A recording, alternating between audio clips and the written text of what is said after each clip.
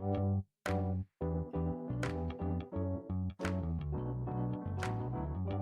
by Riverside.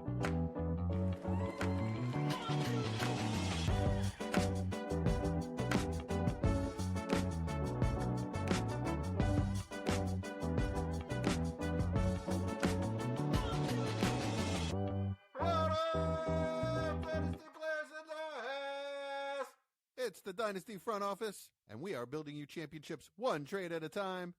I'm your host, Jesse Schneeman, and before I introduce the three best friends anyone could ever have, I just want to send out a really heartfelt thank you to every single person that listens or watches anything we create. I get a little tripped up when I talk about this stuff, but I really am grateful, and it blows my mind that anyone would take their time to listen to us. And if you do take that time and you do like what we have to say, please just click like. It's really easy. Subscriptions and auto downloads really help what we're trying to do. And seriously, guys, it really just blows my mind that you're out there, and I love it. Just to tease a little bit, we have a new intro coming this week from one of our biggest listeners, Big James. But just the stuff y'all do blows my mind, and thank you from the bottom of my heart. And no more of that. Bringing in the auspicious Austin Bow. How you doing tonight, Austin? Oh, doing great. It's the night before Halloween. I'm good to go, man. We get to do a really fun episode today, so this should be a good one. How are you? I'm great. Like I said, I'm blown away over the reaction over the last week. But Lamar's back, so that's fun tonight. Hopefully the Ravens win, so I have a good day at work tomorrow because living in Baltimore, these guys live and die by that stuff. Yeah, you being a Baltimore fan must be tough. Oh, stop. I tolerate them. And my main man, Chad Mendoza. How you doing tonight, Chad? And you're still muted. I'm good. I'm excited to talk about some fantasy football. On brand. Right on. And Major Mike Casper. How you doing tonight, Mike? I am officially no longer working for free, so I am excited. Beautiful. I would have still done it anyways, but I'm stoked to be here. Wait. And You're getting paid for this? not for this. Yeah, no. Good reference. Yes, good reference. Awesome to be here. Like Jesse said, Jamie's song that he made for us is freaking amazing. So Yeah, it's pretty. it's awesome. It'll be chopped up and uploaded and ready to roll for next week. That's for sure. I had to figure out what that app is that he used to make that. I thought he did it with his hands and voice. I know. He made music. Yeah. I assume that was an AI voice, but if that is Big James singing that dude has way more talent than to be doing this stuff. It was funny because my kids, I told them we got a rock band that listens to us, I guess, and they made the song and they totally bought it. And then when my wife listened to it, first thing she said is that AI? Totally ruined it. But my son still, he says his favorite new song. So I'm like, yeah, pumps me up. Amazing.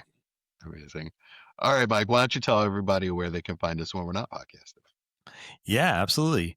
You can find us on YouTube and Facebook at Dynasty Front Office, Twitter or X at Front Office FF.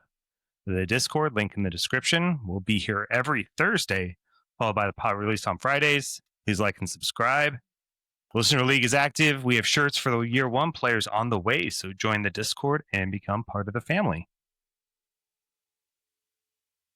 All right. So we're just going to jump into the trade banger. Is that right? Yes. So we got the trade banger, mid-season rankings, and a little pop culture fun this evening. All right.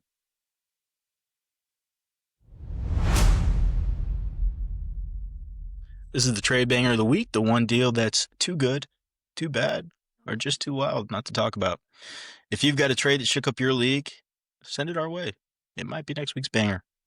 But it won't be if another one of these co-hosts message me day of the podcast and say, hey, do mine.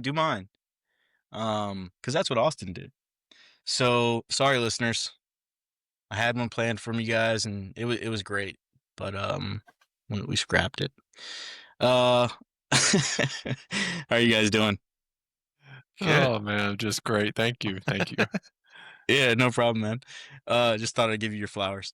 So, um, so yeah, to start this one off, like I said, morning of the podcast, got everything planned, ready to go. Get a text from Austin, and I'll just read the text. Can we pause real quick? The fact that you actually do prep work is really the most impressive part of this entire thing. So like, I for sure expected to text you and you'd be like, "Oh, dude, I didn't have one. Thanks." So that's my fault. So sorry. Go ahead. So yeah, I'll just go ahead and read what he wrote in the text. You guys get a feel for where his head was at and what he's thinking. But he says, "Hey guys." I don't know why he's saying "Hey guys." He's texting me, but "Hey guys, I know it's the morning of the pod and you already set up the trade banger segment, but go ahead and scrap that because whatever trade list you had from the listeners, do mine instead. No, seriously, I'm submitting my own trade. I'm calling it host privileges, and here's the deal: it's Caleb Williams, Rome Odunze, and Caleb Johnson are the 3 players I received, and I traded away Lamar Jackson and Bill Krosky-Merritt." Then he says, "Let me explain. I'm sitting at 14-2 with Lamar, Goff, and Bryce Young at quarterback. The team's great. My receivers are A.J. Brown, Mike Evans, and Garrett Wilson, but they've all been in auditioning for the whole. My bad. They're great. He just loves his team. So meanwhile, Lamar decided to go on his annual midseason enlightenment. I cannot talk. He's got Lamar." He's got Lamar and he's got Bryce Young. Yeah, like Austin and like myself, we're both hitting our breaking point here. So he sent over a ill-advised offer, and yeah, the guy wanted a running back, so he tossed in Bill. Got Caleb Johnson back as a sympathy piece, I'm guessing. Yeah. He basically just wants to know if he panic sold or not. I'm going to cut this one short because I don't know what's going on. But English is tough. What do you guys think? Jesse, I'm going to start with you because I know you are a huge fan of Lamar Jackson. Lamar Jackson is playing tonight, so I know Austin got tired of watching him on the bench, but I don't know if the way to solve that is, getting rid of him the day he gets back. Would you have done that, or do you think it's kind of... No, and I do think it's kind of... I mean, I didn't...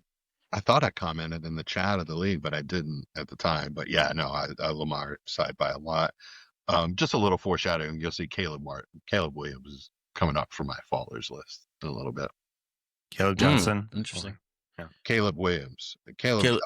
And Caleb Johnson, probably. Caleb Johnson. All the Calebs. Yeah, I didn't put him on my list because I think I saw him on everybody else's list. We're already going to talk about both of those guys. But yeah, didn't you call Caleb Johnson a sewer clown like a month ago, Chad? Yes. You compared him to the movie It. Did I say that? Sewer, That sounds really mean. I don't know if I said that. If I did, let's leave that in that episode because that's very mean. Yeah, I mean, I'm sorry, Austin. I don't want to kill you too bad, but I like the Lamar side. Interesting. Yeah. So the Lamar piece is what it is, right? I think we can all expect Lamar is going to come back and play well, and Austin's going to regret it at some point this season. But the Caleb Williams side, right? That is one side that's interesting because he has had some pretty high ups this season, also some Caleb Williams moments. Mike, is this a piece you think you're going to get comparable enough play to Lamar over the course of the season where you're not going to be too hurt by it? Or where's your thinking on that? Because he's 14-2, right? So at the end of the day, we're talking about winning a championship. That's the priority, I think, with any trade you're making. Yeah, I mean, when you look at what Caleb Williams will score plus what whoever Rome Odunze is replacing in the starting roster will be, like, yeah, I think that's Lamar or plus Lamar, right? This trade is interesting because I love Lamar, not high on Bill, not high on Caleb, but love Rome. So yeah. So it's really, really tough for me. I'm still trying to decide which side I would really want. In all honesty, I have 0 Caleb shares and quite a few Lamar shares. So I want to say the Lamar side, but I mean, I don't know, to get someone that, like we've talked about on here, that's also had his high highs, and getting a stack sometimes getting a stack on a team can be pretty busted. So Yeah. I guess that convinces me. I'll take the Caleb side. Wow. But I might sell Caleb later this season if I can. I mean, first of all, if I were going It's a big if. if I were going to take that deal at all, I do have to say that the bill shouldn't be involved. Like, that should be taken off, and it should just be Lamar if I were going to consider it. I didn't care. I think about it's him. Yeah. Yeah. I think that's kind of when you're talking about a deal this big, and you're including somebody like Caleb Johnson. I think that's an okay kind of trade off where you're saying, okay, I'll take the Caleb side, where maybe people are, well, not maybe, people are much lower on Caleb Johnson at this point than even like Krosky Merritt, who's come out of nowhere. So I understand the whole thinking behind that. That's fine to me. The one part that's interesting is I understand the injury aspect of it with Mike Evans being out. That's really tough. You've got to kind of make up the points on that end. But who are your other guys, Austin? And this question's posed specifically to you.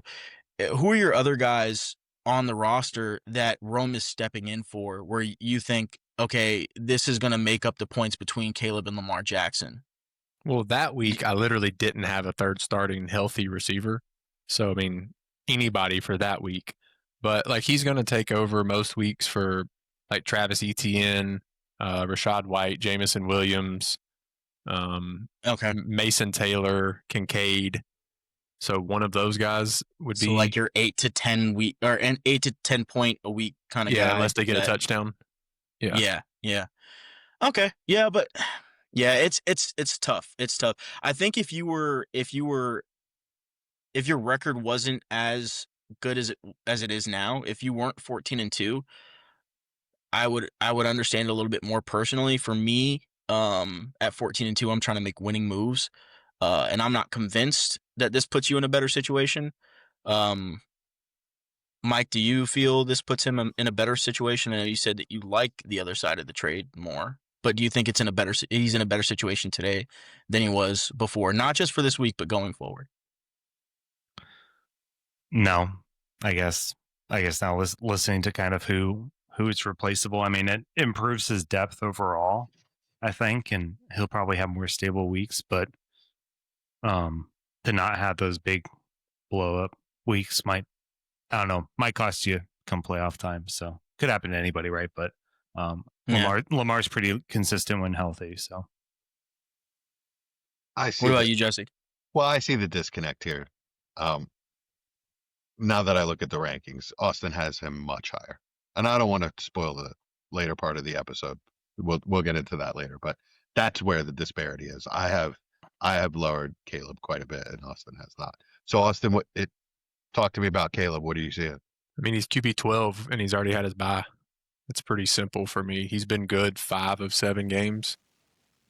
So, I mean, to me, it's that simple. And I'm getting what I view as a top 10 receiver in Dynasty as well. So I'm going from my QB3 to my QB. I think I don't know. I think I have him 9 or something like that. So I'm going from 3 to 9, and I'm getting my wide receiver 10 in Dynasty on top of that, who I could absolutely see jump up to 7 or 8 by the end of the year. That's kind of how I viewed going from Lamar to Caleb. But I also will admit that it was as much of an emotional trade as anything. Lamar had honestly pissed me off for the past month not using him. I just traded for him in the offseason, and here I am already. I finally have a Lamar share, and I can't use him for over a month in the first time I had him. So I had 0 starting quarterbacks, and I didn't have a starting third receiver that week. It was like, let me just see what I can fish. And, of course, the first person I fished, I was also trying to buy a cheaper quarterback that week. And this one just got accepted first. We just kind of came to a conclusion first. So it probably is on the shallow side, and it absolutely could haunt me in the playoffs, but it was an emotional trade as much as anything. Okay. I like that you say that, because it's one of those things that we're all guilty of. We all do. We all make those kind of emotional decisions when we're trading, and a lot of perspective is emotion, right? So we're viewing these players out of our lenses. The interesting thing for me is the situation, right? Like if I'm viewing the trade in a vacuum, I'm saying, okay, like I get it, like I understand it. And I think, a year and a half from now, you look at this trade and it could look completely different. And maybe even, vastly, it looks vastly different, positive to your side. But the fact of the matter is, now at 14-2, you've traded away a quarterback that, he has missed a lot of time, but in the time that he's played, right, his 37-point week, a 33-point week, 37-point week, 15, and then a 28, right? Caleb Williams has one game over 25 points this season. So you're giving up a lot of points per week just at the quarterback position, which is a tough trade-off for me in your current situation. But anything can happen in the playoffs. You're probably already there, or if not, knocking on the door to locking in a playoff spot. So it'll be interesting to see how it turns out. You have to remind us to take a look at it, come playoff time. And I'm sure I'll be let us know. cussing or yelling for happiness, one of the two, by the time week 15, 16, and 17 come. Yeah. Well, I don't hate it. I don't hate it. I think you lost the trade, but I get it. Mike, what do you think? I'm gonna go with Austin on this one. Look at there. Jesse? I never go with Austin on anything. That is true. So yeah, I think we're split here. So yeah, it'll be really interesting to see how this looks on playoff time. But anyways, this has been our trade segment. I will use the trade that we had for this week from our listener. I'll use that next week. But please send your trades in. We'll get a little stockpile going. Get it cranked out here. Appreciate everybody that has emailed us, messaged me, or messaged in the comment section on YouTube. That's also a very valid area to ask for some trade advice. So we may feature from that. And yeah, this has been the trade banger of the week. If you can reach out to us, it's dynfo.official@gmail.com. So that's dynfo.official@gmail.com. Dynfo.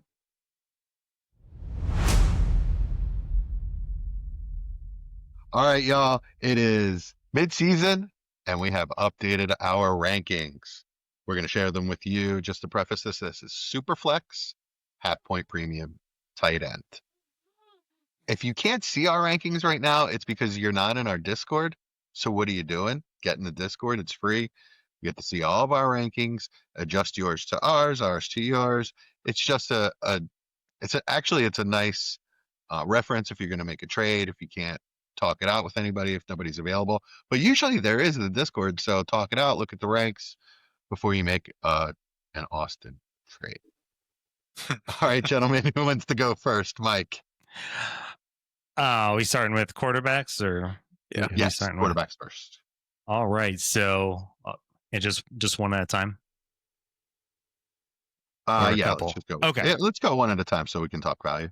Okay, yeah. So my first big mover, I think, is probably more of a consensus one of Jaxson Dart. I moved him from 24 in the preseason to 11 in my current rankings. So, I mean, can't argue with what he's been doing, especially without Malik Neighbors. I think is what makes it probably most impressive. He makes Wan'Dale Robinson very, very good in fantasy, to be completely honest. And now he's lost Cam Scadaboo. With what that offense is going to be, I think he can still keep the train rolling. I don't think it's going to be elite, but I think it's definitely top 11 worthy, and he proves that he's got the stuff. Yep, I agree. He was my biggest mover. He went from 24 to 10. So I'm right there with you. All of you guys have him at 10. Yep. No, Mike has him at 11, but yeah. Yeah.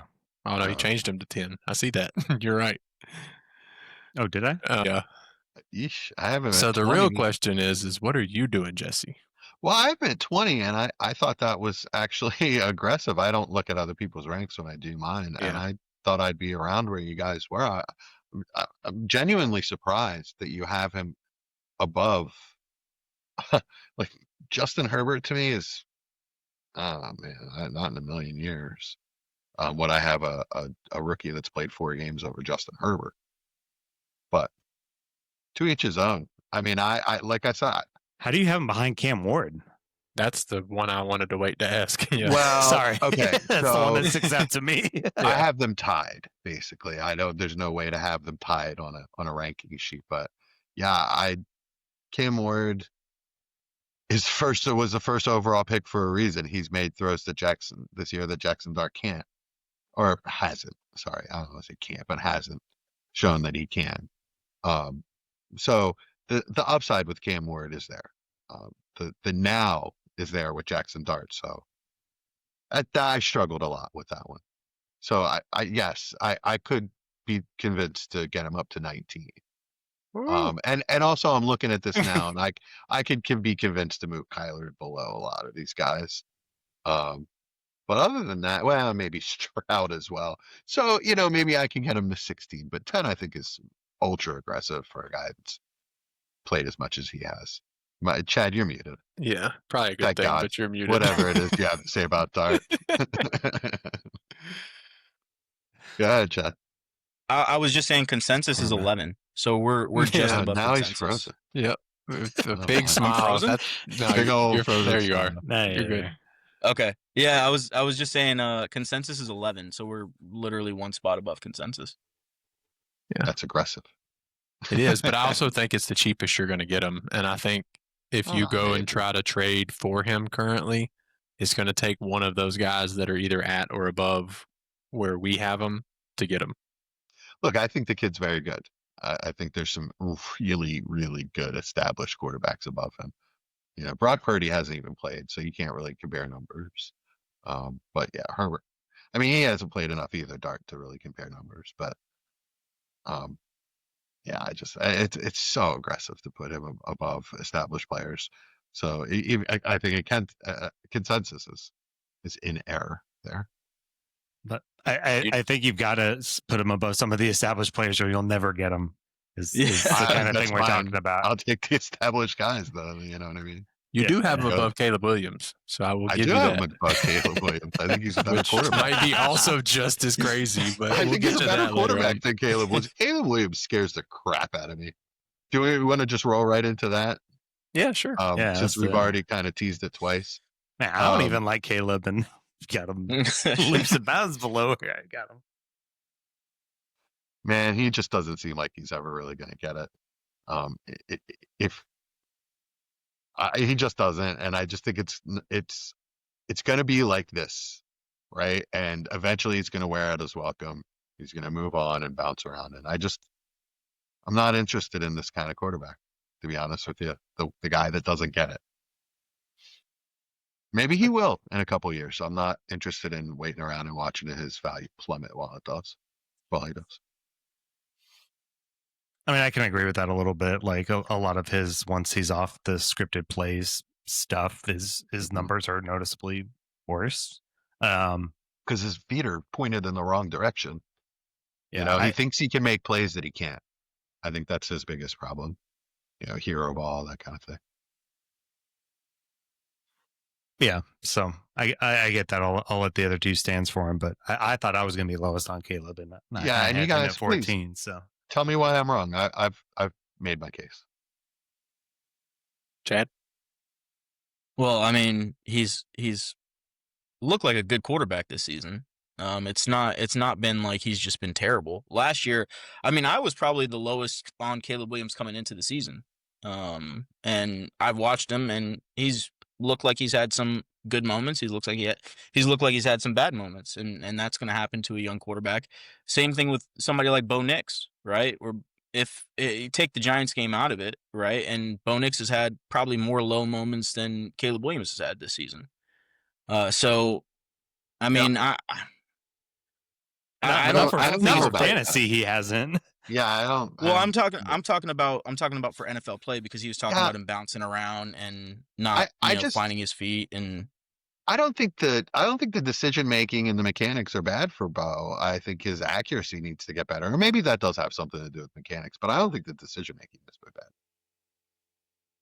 I mean, he hasn't looked like he looked last season. And this isn't about Bo Nix. All I'm saying is that Caleb Williams has had his ups and downs, and a lot of the young quarterbacks that are his age are having ups and downs, and that's just part of the process.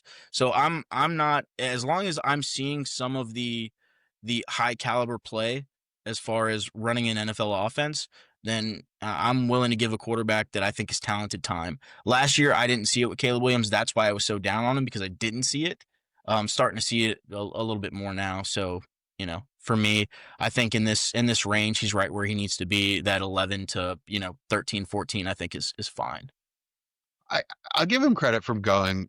He has gotten better. He's gone from terrible to not terrible. I mean, I can't call him good or even average, but yeah, I just disagree that he's had less bad moments than Bo Nix.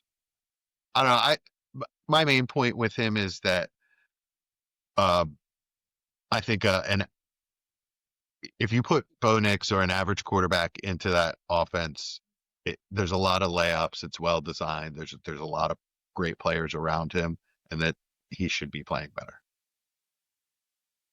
Given the coaching and the players around him. Maybe he will in time, but I don't think ranking him 21 is it. That's something. So is it? Yes. I think that's pretty Yes. egregious. It is. I mean, to have Cam Ward above him, and to say your argument of him as the number one pick. Cam Ward's been literally statistically one of the worst quarterbacks in NFL history to start his career on a per EPA basis. He's got the worst weapons and the worst coaching, and I mean, sure, I but- don't know that he has the worst weapons. Yeah, we don't know this. I mean, at the end of the day, we got Oh to my take God, what he's we got- see. he's got And- 2 day 3 rookies starting. Okay, That's the worst. Jaxson Dart has practice squad players starting. Well, he's got Wan'Dale Robinson is at least a professional player. Wan'Dale Robinson was a third round pick? He's not. Alec Ironmaner, he's been around. Alec Yeah, but so is Ironmaner's Calvin the Ridley, day if we're gonna talk 3 about pick. being Yeah, around. Calvin Ridley hasn't even played in the last 3 weeks or whatever, 2 weeks. But we're not talking about the last 2-3 weeks. We're talking about the entire season. Okay, Well, Calvin Ridley is not a good player. What I'm He's- saying, it's not his situation is not, and I still think that there is room for Cam Ward to be a successful quarterback. That's not my argument. I'm just saying that having him above Caleb Williams when he looks absolutely awful right now, for whatever excuse you want to throw out there for him, he looks absolutely terrible. His situation is ridiculous for him. I'm giving him a mulligan. That's it. And it's all in the same tier. They're all interchangeable, as I kind of said earlier. But if Dart looked bad, how much lower would he be? Because you could get Dart the would same be off argument. the list. He would be off the list before we look at it. But he's a first round quarterback. He's a late first round pick. Well, so what? That's way different. It is. It's way different. The hit rates on late first round picks are bad. Yeah. But we're Lamar. seeing them Lamar. play now. Lamar Jackson. Okay, I don't have him off the list because he has been good. So Well, I mean, what's but the he's problem? still behind. Well, he's still behind Cam. That's why I'm saying it doesn't make Okay. sense. Who's historically bad? Okay, I'm officially moving him above Cam There Ward. we Are we go. good? Can we Welcome get to that? the- Okay, Okay, welcome to the party, sweet, baby. yeah. Let's I go. had them The next to QB each one of the other for 2025 Lord's class. Jesse says Lord's we're good. sake. I can tell I'm gonna have a lot of Cam Ward options now. It's just really bad. I just really think bad. it's division It is. bias because I see where Dak is at too, and for how he's played this season, that's also crazy to me. Wait, for me? Yeah. No, 25. no. Yeah, No, this I is don't what wanna- he was talking about. Was I this don't want where to you go had him off. wrong? I don't want to okay, go off. okay. my Oh, first okay, thought. okay, never mind. Thank you. See, this is why I haven't gone towards your rankings unless Thank you you. brought Please it up. don't. That's Yeah. not what this is for. Austin, throw somebody out. All right, next. So Throw my somebody out. Jaxson Dart was my top riser. My next riser was Daniel Jones. Went from 29 to 18. And I really struggled to not put him higher, but I'm going to give him a little bit longer. I have him behind Jared Goff and Dak Prescott. Those are the two names that I was really struggling about where to put him. But he's been great. I mean, if I'm going to bring up EPA negative towards Cam Ward, I got to bring it up positive towards Daniel Jones, and he's been top 5 on the season. He's just looked he's looked like a QB1 almost every single week. And He's got a good infrastructure around him, good coaching staff, good players. There's no reason to see why this can't continue as long as he doesn't turn back into a pumpkin. So that's why I have him at 18, but it's still a great rise from what we thought. You know, we may never see him again start. So big jump for me. Austin, if he got a contract extension with Indy, would that make you put him higher just for Dynasty's sake, or is it still wait and see with that? Yes and no. I mean, it's like putting him above golf would be very difficult for me because I view them in the same aspect, and golf has done it year in, year out, year in, year out. So not really. Maybe above Dak just because of the injury stuff with Dak, and that Cowboys franchise is a mess. So maybe above that. But I mean, after that, it's Purdy, Baker, Love, and for me, Stroud. And I know Stroud is a good argument, but I'm going to let that play out this season before I make that swap. So, I mean, yeah, he absolutely could get into the top 15 with like a similar contract to what Sam Darnold got. And I mean, same for Sam Darnold, which I'll save for later. I mean, yeah, they're already talking to him, I guess, about a contract. They are going to re-sign him. Probably, yeah, be a 3-year deal. I'm surprised you don't have him higher. So this is one of the guys I have him at what, 13? Yeah. Shoo. Yeah. Well, I kind of feel like I should have him at like 11. You know, he's the new Baker, basically. Guy, this is somebody that does get it. I mean, this is not just a hot stretch. This is the entire season now that he's been playing great. So I'm there with that. This was my argument 2 weeks ago when we were working this trade that you wouldn't do because we had to see it. And now you're saying he's the next Baker, but it took us years to put Baker up where he's at now. So, you know, I think it's something where we should be a little bit more patient. I don't really have a problem with 13. I think Baker above Brock Purdy's and Jordan Love is kind of crazy, but Baker had a bumpier ride though. Baker was really good 3 years in a row in Tampa. And he's older. Baker was really good 3 years in a row. We've not seen Baker play this efficient at any point with 3 different even coordinators. close to it this season yet. Except for this year, to be honest. Well, yeah, that's what I'm saying. Before this year, right? Like it's not like Baker had a Daniel Jones season. This is what that offense is doing this year is historic. Like it's going to be, if this continues, it's going to be one of the best, if not the best statistical offense in the entire NFL. I mean, it currently is in its history. Yeah. So it's one of those things where this to me is a little bit different than Baker. Baker, I think we've seen the steady rise where it's like, yeah, we've had 2 good years, then improvement on it again. So I think it's 2 different situations. It's hard to compare them for me. Okay. I mean, if he gets a contract and I see it this year, then I'm gonna have no issue putting him around QB 15. But like putting above Jordan Love to me is pretty crazy, and Brock Purdy until we see it. Those names specifically, I'm gonna have to wait and see a little bit longer before I go over those 2. Yeah, I'm there. Jordan Love hasn't impressed me this season that much. You know, he's seems like a pretty good QB2, I guess. But Daniel Jones a QB1. You know, that's if I'm wrong and it all falls apart on dimes, then I'm wrong. And I can't. And that trade we were negotiating, Austin, that's a different. Oh no, I was talking about the discussion we had, not okay. not necessarily the trade itself, just the discussion. That can't happen because of history and bad feelings. Yeah, that's fine.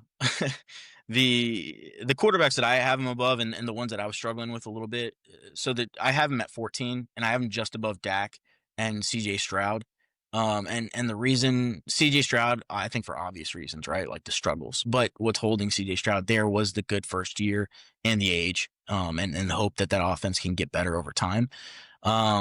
Dak Prescott is just the age, right? If Dak Prescott was doing what he's doing now, and was the Cowboys offense looked this flashy and Dak was 26, 27, 28 years old, then I'd be like, all right, like, I need to have him a little bit higher. But for me, Daniel Jones being 27, just buys him. Yeah, just buys him more time. And the fact that he's not being, catapulted into defenders anymore. which is huge for me. So if I was as worried about the injury history, he's been one of the best quarterbacks in the league under pressure this season, and they're not using him as a battering ram. So that's always good. No more back issues, neck issues, those kind of things. Mike, I'm curious what you think. No, I mean, I had him a little bit lower still, but I mean, he moved up. Golly, I mean, honestly, I'm not sure if I had him ranked. Let me just double check here. It doesn't look like it. From 30. Yeah, I put him at 33 to 22. So like the open spot. So, yeah, I mean, it's still a massive jump for me. I guess, you know, I'm worried a little bit about longevity and things like that. So, yeah, probably can't get him at that price, especially not now.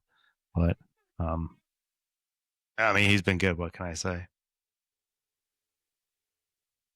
The way I look at my rankings, right, is will I trade this player for this player, this player for this player as I go up? I mean, so that's where I struggle. What would you pay for him, Chad?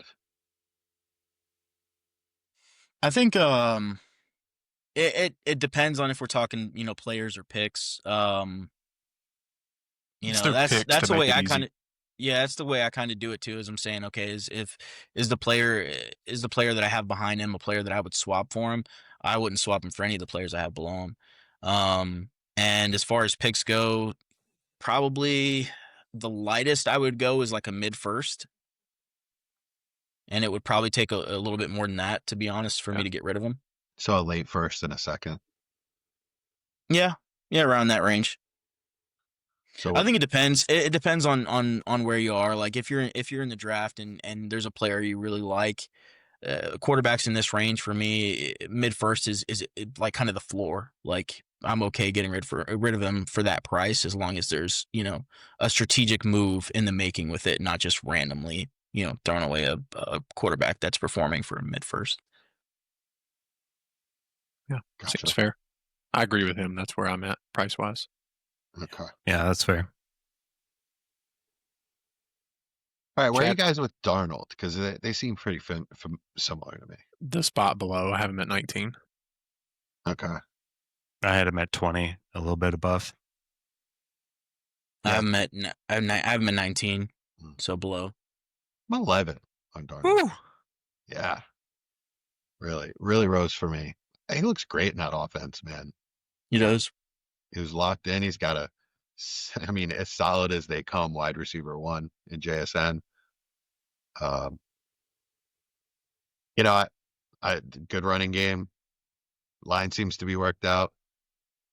What's the problem? I mean, he hasn't been that good for fantasy is the main problem. Yeah.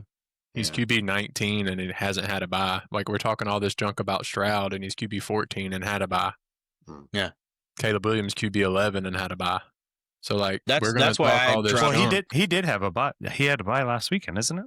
Oh Did yeah, he? week 8. Sorry, you're correct. Okay, It I was like, tricked I me. swear, I'm looking I at swear he Sleeper. did. I'm looking at Sleeper and it didn't have. That's my fault. Yes, he had his bye this week. So Yeah, still okay. same things ring true though. They've all missed a He's game. just and not he's throwing a lowest. lot. Yeah. He's just not throwing a lot. They do run the That's ball a one lot. issue. They have a good defense. I think that hurts his fantasy production or has hurt his fantasy production. Couple injuries on defense though, and it turns into Baltimore's defense, and he throws a lot. I like him as a locked in pretend QB1. You So know, how do you have him above golf? That's kind of where to me Yeah. they're 2 years apart. and I think the production will come. I think this production will be similar. But they're literally a year and a half or 2 years apart. Like the age thing for quarterbacks is. I mean, Isn't golf just turned 30. and Darnold's 28. 28. Is he 28? Okay. So just to me, like I'm getting high end QB1 numbers with golf. And I can get him at QB2 price.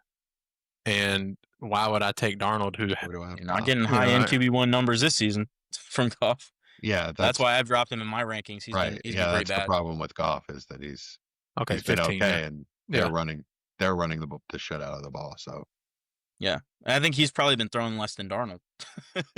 So He it's like the one has- knock I have for Yeah. Darnold, and they're not letting Goff throw the ball at all. Yeah, he's only hit 30 attempts once this season. That's why the Lions skill position group has really been struggling other than the running backs because they just don't throw the ball enough. I mean, Goff has probably the best weapons in the NFL outside of maybe Philly or whatever, but I'll take the Lions. he's just not used as Yeah, not having to. Yeah. That's the Don't problem. have to. Right, They're still exactly. winning. Yeah. Yeah. Again, that's another team with a great defense. So Yep. So I mean, those guys are same tier for me, but Darnold's a little younger, so I prioritize him. I traded for Darnold last week. You guys killed me for giving up a second. I gave a first and a second. But Chad, you said you wouldn't do it for less than that, right? Nobody killed you for that. I was told I overpaid by numerous people, you being one of them. Me? Yeah. Okay. I think don't remember that? I don't remember that, so I'm just going to say okay and agree. I think a first and a second is fair, and no, I wouldn't have taken less than that because my other quarterback was JJ McCarthy. So Yeah. Well, I mean, but you mean your other my other third quarterback, backup quarterback, yeah, my other third quarterback was JJ McCarthy. So I like to have a little bit of a more of a sure thing for my competing teams, and I'm competing in that league. So that's a little scary, but first and second I thought was fair, and it's the right price, and I still do have some hope in McCarthy. So Yeah, that's why I made the offer. That's why I didn't try to mess around with like negotiating it. I just thought it would be a good offer. I'd looked at your roster and you're competing, and so it's going to take a little more to get him off of your roster. But I didn't think you really needed him since you are high on JJ McCarthy. I thought you might do it, so it worked out for me. I don't trust Trevor. I needed a solid player to put in there. I think we all have Trevor on our followers, don't we? Yeah, I know. I do. yeah. All right, Chad, why don't you throw out a player? Yeah, so my riser, and this is not really a spot riser, kind of cheating a little bit on this one, but I'm gonna go with Drake Maye. And I thought I had him ranked fairly high. Preseason I had him 7. I think 7. Let me see. Yeah, 7. And then I moved him up to 4. Only 3 spots, but when you look at the players he's passing, I think that's probably more of an accomplishment than some of these guys that are moving 10 12 spots. Yeah. So for me he's passed up Jaden Daniels, Joe Burrow, even Jalen Hurts. So I think what Drake Maye's done this season is absolutely incredible. I'd like to say, like I said, I thought I had him ranked higher than consensus preseason. I don't think I didn't I think I did not expect this. He's looked absolutely phenomenal. So yeah, I'm excited. And every league I have Drake Maye in, he's absolutely untouchable because to me, he looks like he's very soon going to be the best quarterback in the league. He has a catchable ball rate on deep balls that are 95% on the season. Yeah. That is absolutely ridiculous. Like, I didn't even know that was possible for a quarterback. Jeez. Yeah. I mean, it's like every week now. I've never watched the Patriots consistently. Never. Not even when Brady was there. I would. They had a lot of primetime games, so I'd watch. But now, even when the Giants game is on, I have my phone in my lap and I'm watching the Patriots because he is so much fun to watch. And he's not like it's not like he's throwing a million passes a game. It's just some of these balls he's throwing are. I mean, they're incredible. He reminds me of some of the great quarterbacks that I watched growing up. And I'm excited to see where he ends up. The rushing part it really surprised me that I just didn't think he would get that amount of yards. Maybe it's because defenses aren't keying on it or whatever, but man, he looks great. I can't kill you for having him there, but I can't do it. I have him at 7. I can't have him above Burrow or Hurts. But I noticed all you guys have Hurts down at 7, even though he's QB3, and has Drake Maye's QB2. Okay. No, and I understand that. I get that. But there's guys like Burrow and Hurts that have just done it for so long. Hurts has been a QB, top 5 QB, 3 times, or this would be his 3rd time. Mm-hmm. Top 10, another once or twice. It's for me, obviously, longevity means a lot. This is a recurring theme. So I love Drake Maye, and I do think he's going to get there. He needs weapons to do it. To do it year in and year out. Once defenses start to figure certain things out and play in certain ways, they haven't no defensive coordinator has found the Drake May key yet, but they will. They'll find something that gives them trouble, and they're going to need better weapons. But yeah, I love the kid. So I also have him at 4, which putting him above Burrow was extremely difficult for me. Y'all know how high I am with Burrow. Burrow's The so issue good.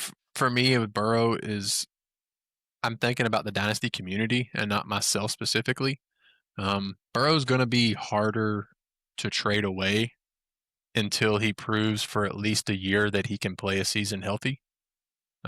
Even when he's putting up great numbers, he's going to go up a little bit, sure. But until the community sees, okay, he made an entire year without injury, that's going to be in the back of everybody's head. So when it comes to these elite quarterbacks, he's going to be towards the bottom of that for me. And the issue for me with Hurts is I just don't trust it. Sure, the fantasy production's great. It's great with Bo Nix too, but sorry, Bo Nix doesn't look good. Jalen Hurts, outside of 1, maybe 2 weeks this year, doesn't look good. So Drake May has looked phenomenal every single week. And it's just, oh my God. I mean, Hurts has done nothing but outside of the first 2 weeks where he was holding the ball a little too long, has nothing but done nothing but looked really, really good. I mean, the ball has been accurate. He has not turned the ball over. He's got 1 interception in the year and no bubbles. I think he's got 1 turnover on the season. He has looked great. He had a perfect QBR rating game. He's the only quarterback to do it this year. I said outside of those last 2 weeks. He's literally on pace for his best season ever. I don't understand. I mean, it's just when I watch, he doesn't look good. I'm sorry. In Philly, all of the beat writers, everyone else that watches it disagrees. I can tell you that. He looks great.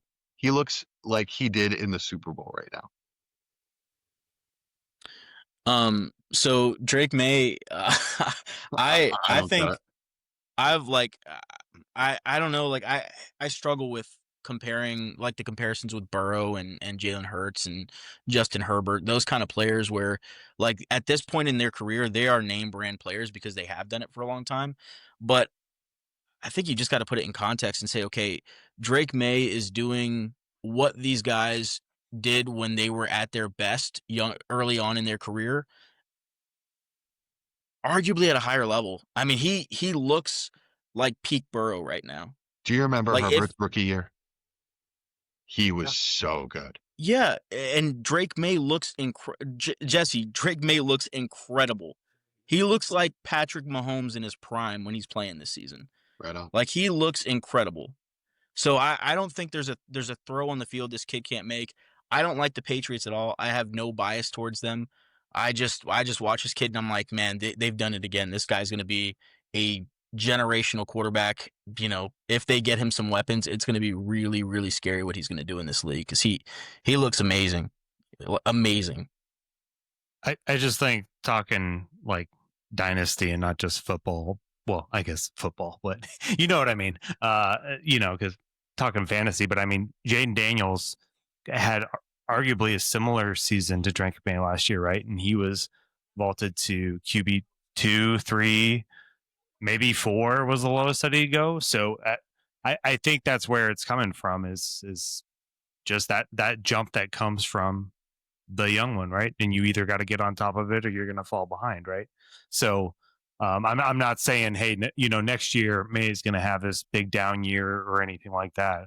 I just the production and the jump was similar, and it wasn't that crazy, especially when we're talking like Jane Daniels last year to have him above a guy like Hurts. Well, that's why my argument isn't dynasty based. That's why my argument isn't dynasty based. I'm not talking about fantasy production. I'm talking about what they look like when they're playing football. And so when I watched Jaden Daniels, especially early on in the season, he was babied. They babied Jaden Daniels, let him run around. He did not throw the football even. Credit to them because Washington did a great job with him early on in his career. There's no babying going on with Drake May. He is just out there slinging the football like he is Patrick Mahomes or Joe Burrow, just playing ball. So I think it's completely different. I'm just talking about the way they're playing. The production is there, just like the production was there with Jaden Daniels. And I did have that scare factor with Jaden Daniels because, I think teams can't key in. And then especially with a lot of the element of his production being rushing, which is always going to be a positive, but then there's the downsides with it. I just don't think that is an aspect of Drake May's game that he needs to have in order to have elite production. So that's to me an even bigger plus on his side. But yeah, that's why I'm just talking about the way they look when they're playing the quarterback position. But hear me out. I would argue they did baby Drake May last season. Like that was his period to be babied because he wasn't the starter right away. We're like, this is where he actually started. So I'm just saying, if you're gonna say that about Jaden Daniels, like, yeah, give Drake May that grace too, right? Because he didn't start the whole season. Yet he got to be babied at the end of the season and then went into this season looking great. Whereas Jaden Daniels was from day one. Well, Jaden Daniels has never looked this good. I mean, I watch every NFC East game. He's never looked this good. I think Jaden Daniels is, to me, I think the most talented quarterback in the NFC East. I think he's more talented than Jalen Hurts is. But I don't think he's on Drake May's level as a player. I just don't. I think that's a good point that you make, though, Mike, is we see what can happen to a very talented quarterback to their dynasty value if they don't keep producing at that elite level. You know, a young player like that, if it falls off, they can tumble pretty quickly because they don't have that established background. But has Jaden Daniels tumbled? I mean, as I say, we all have him a little top bit. 6. I mean, not a lot, a little bit.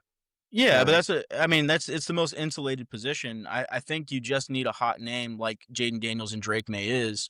You know, even if they do struggle a little bit, they're going to have that grace period. Even with CJ Stroud and his struggles being very, very, very apparent and the team around him collapsing, he's still insulated and holding some pretty significant value. I'm surprised that I'm the lowest on Daniels, actually. The way you guys have talked about him is if you're not really high on him. Yeah, I'm scared. I'm the one that's been adamant about that. I am scared. I thought that Washington was a fugazi last year, and it's showing this year. But I mean, injuries aside, it happens to every team, and that's part of it. I don't trust him on my dynasty team as much as I do the other top 7 guys. I think he has the most range of outcomes that could be detrimental to my dynasty team.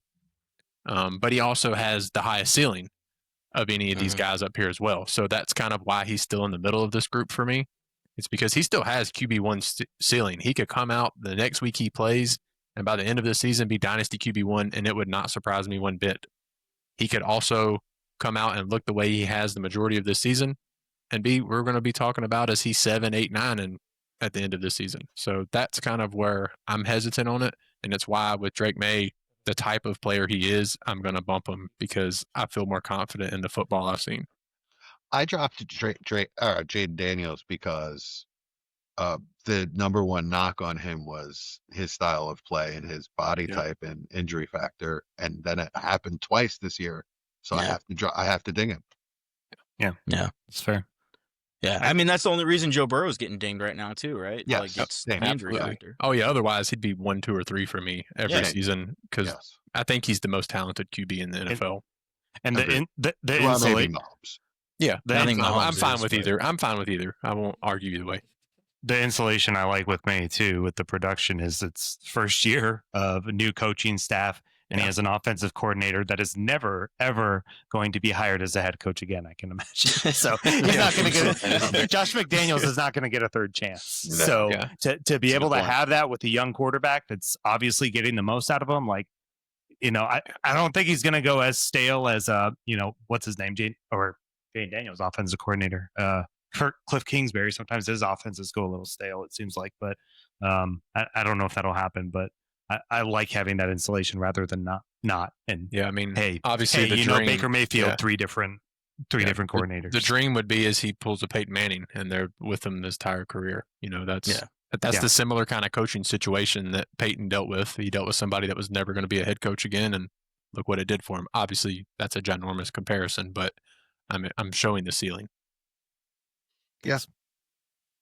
All fair. Cool. Is it Jesse or Mike? I've thrown a bunch out. Why don't you guys go ahead, Mike? I feel like we've talked about pretty much everyone on I guess my biggest faller, one of my bigger fallers was Kyler, 13 to 17. I think I could argue about putting him lower. Injury, right? It seems like, I don't know. It seems like that franchise just doesn't have a whole lot of belief in him anymore. Brissett, when he came out there, was actually moving the offense. So I don't know. It could get really weird in his next start. And I just don't know if he's long for them. And is he going to be someone that pushes around the league and doesn't seem to have that love for football? So if he does, is he just like, I'm out? Like, I've had a good run. So that really worries me for Dynasty. I don't know. What do you guys think? I agree wholeheartedly. He's he scares me. He was my third biggest faller. I dropped him all the way down to 20. And I just don't know what to do with him. I have him in plenty of places, and I don't think I can move him for the guys that I have from 16 to 19, the Goff, Prescott, Daniel Jones, or Darnold. And that kind of sucks. Because I feel like I should be able to, but I don't think I can. So I'm just holding where I have him. I'm hoping that he comes back out from this injury, and we've seen the Kyler that we have seen, where it's been a top 10 quarterback for week stretches at a time. But if we keep seeing what we saw earlier in the season, it is going to get very interesting this offseason. Kyler's one of those players that is the exact prototype of what scares me, especially with quarterback. It's the player that dynasty production always looks better than their play. And for me, that's like almost always been the case. Yeah. Even when he was at the top of his game, I always thought his production looked better than how he looked on the field. So there's a lifespan to those players. And the lifespan is when the team starts losing consistently. So for me, Kyler is going to be on a new team probably next season. I'm not as scared as maybe Mike is with, potentially him being out of the NFL or something like that. I think he'll find another opportunity pretty easily. The Raiders. Yeah. I mean, that's probably a good fit. Oh my God. That could be so bad. Yeah. Yeah. But it is going to be a team like that, right? Or, I mean, Yeah. maybe he falls into a Colts-like situation, but that doesn't happen very often.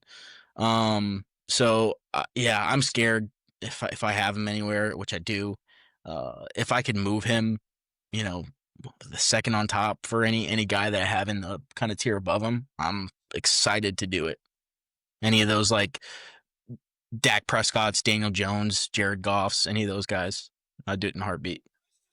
The 2 shares I have, I drafted Drake Maye to be my third, and now Kyler's my third. So, I'm kind of, I'm just in a luxury position there and viewing him as a good third. But yeah, I would absolutely downgrade him and pick something up nice. Well, it's funny because he's a lot of people's firsts, and then he's a lot of people's seconds, and then he's a lot of people's third. And hold on to him for too long, you never know. He could be he's not a playable quarterback. Yeah, he just is not playing inspired football, and he's not a good fit for what's around him. And I don't know what is a good fit. You could see him in Miami next year. Wouldn't that be something? Yeah. Maybe that. Yeah, I don't think he's a make a terrible trade. player. I don't think he's a terrible player. I just think, for some reason it's not clicking. And like I said, I just never saw like the top 10 player. Some years in Dynasty he was. He used to make his living on those magic plays, outside of structure, running around, and you just can't touch him. And he had to have games and stretches at a time where you just couldn't touch him. He'd be out of the pocket, dancing around, just under control, looking like little Lamar. But he just that kind of play is by will, Yeah. and he just doesn't seem to have that kind of will. Yeah, I mean, I still remember the game he went 26 for 26 for like 300 yards and 3 TDs, and it wasn't that long ago. Yeah. So, I mean, it's obvious that he can do it. It's just, why are we not seeing it on a consistent basis? Is it him? Is it the coaching? Is it the scheme? And I understand we saw Brissett look better for a couple weeks. We see backups do that all the time, come in for a couple weeks. But it's messed up when Jacoby Brissett is. I mean, Brissett's always been good at running the offense for a few weeks span. He's done that everywhere he's ever gone. So, if he did it for the rest of the season, then I would be much more worried. But I mean, it's obviously, our rankings say it. We're obviously all worried considerably. Well, it's very easy to beat Brissett. You just pressure him. It's over for him. That's how you beat Kyler too. So Yeah, apparently so. I think my last one I have for a faller is actually I have two left. So I'm gonna start with Trevor Lawrence. He went from 16 to 22. Basically fell a tier for me. And he hasn't looked good, he hasn't looked bad, but he hasn't looked what I wanted to see in that offense. I saw a lot of reports that Travis Hunter is going to be the first target coming out of the bye. I'm really curious to see what that does for Trevor and that offense, and curious to see what happens to Brian Thomas. I mean, that's a huge piece for Lawrence's success. He's been absolutely abysmal this year, and he only played 44% of the snaps before their bye. So it could get really ugly, and that doesn't help Trevor either. I mean, like I said, Trevor hasn't been that good, but his offensive weapons have let him down tremendously. Well, it's good for Travis Hunter that he'll be the first read because that's all Trevor throws to. That is true. That's all I need to say about Trevor. That's why he fell for me. I've had enough. I think Jacksonville fans have had enough. He's another guy that could be on the move next year. Yeah, he's another name brand player living off a name brand status. So, he's just He hasn't done it. He's never really done it, right, man? Yeah, Terrified of my Trevor shares. I just traded one away last week. So happy. What'd you get for him? Jonathan Taylor. Oh God. Well, What? yeah, I'd be happy to do that too. Yeah. it was robbery. I traded. No, it was Jade. It was Trevor, Trey Benson, and a first for Okay. Okay. Jonathan Okay, that Taylor. makes more sense. And Yeah, that makes way more sense. It's like Trevor, 3 firsts, a second. But I just traded Trevor for JT. I got Trevor, or I mean, I got JT and Stafford. That's the Pokemon League, guys. Oh yeah. No, nice. Oh, that's- Yeah, I tried in that league. I did. He beat me to it. So I was very happy with that trade. Just for, number one, to get JT, but just to get off Trevor and to get something good for it. Obviously, Stafford's going to expire, but Yeah. I have Daniel Jones. He's vaulted to starter. Yeah, Trevor Lawrence might expire before him. Yeah. True.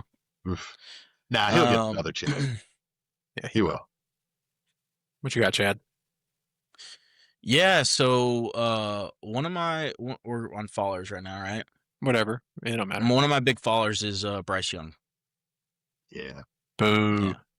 So he's just not doing it, right? And I'm never gonna be one of those guys that if I still see the sparks on the field and I still see glimpses of what I think is there, then I'm gonna give a little bit of hope. It's just starting to run out with Bryce. I'm just seeing it less and less and less. So I just losing faith in him at this point. I don't know that the player I thought he was going to be coming out is going to be what he ends up being.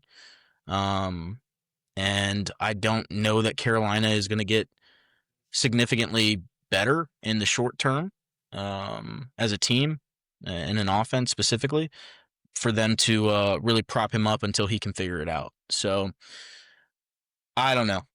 Injuries also obviously, not helping him out here, but yeah, what do you guys think? It's just another example of how a hot stretch can make a guy look really good and jump up the rankings. When he's a young quarterback,